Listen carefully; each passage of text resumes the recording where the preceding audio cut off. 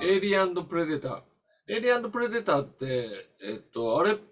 は、僕が作ったのはなんだっけゲームボーイじゃないかな多分そうだと思うんだけど、エイリアンプレデターの曲を、作った覚えがあります。で、あの時はなんか、ちょっと、ね、自分もね、いろんな音楽に挑戦してみたくて、え確かね、音楽やってる人だったらわかるんだけど、12音技法ってやつ。これ、英語で言うと何て言うのか知らないんだけど。12 tone scale、多分12 tone scale だと思います。それを使って、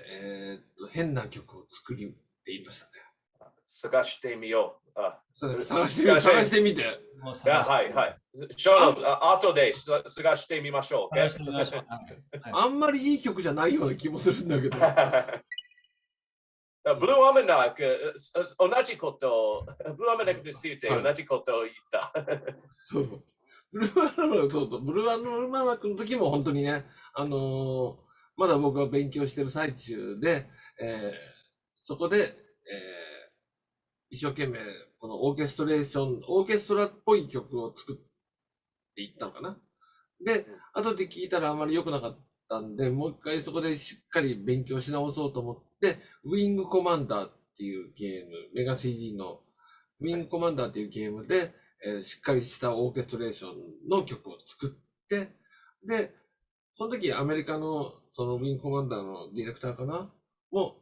OK。OK、グレートって言ってくれたんで、あ、よかったよかった。で、それを作った後にルナを作ったんですよ。実はそのオーケストレーションのことでお聞きしようと思ってたところだったんですけど、初めてオーケストレーション、最初の方ってそのオーケストラじゃない曲みたいなのも結構あったと思うんですけど、いつ頃からそのオーケストレーションというのを始められたのかなと思っていたところだったんですけど。まあ、いろんなことをやってたんだけれども、ちょうどその頃に、いろんなゲームの、いろんなゲームのアレンジ CD っていうのを作ることが流行ってたのね、日本で。はい。で、それで、たまたま、あれはね、なんだっけね、デビルクラッシャーっていうの。デビルなんとか。なんだっけな。ちょっとタイトル忘れちゃったんだけども、ピンボールゲームのやつだったのね。それのアレンジアルバムを作ることになってて、で、他の人たちは、ロックバージョン、なんとかバージョンとかいう感じでいろんなのを作ってたんだけども、僕が担当したのはたまたまそのオーケストラバージョンで一曲作ってみないかと、アレンジしてみないかって言われて、作ったら意外と好評だったんですよ、みんなから。で、そういえば僕はだから、昔から子供の頃からね、中学生ぐらいの頃からクラシック音楽をずっと聴いてたし、クラシックとかね、そのオーケストラを使う音楽を作ることができるんだってことに気づいたのがその頃なんですよ。で、それからオーケストラを使った、曲の依頼がどんどん増えてきて、で、じゃあ僕もそれをちゃんと極めようっていうか、しっかり勉強し直そうと思って、やってた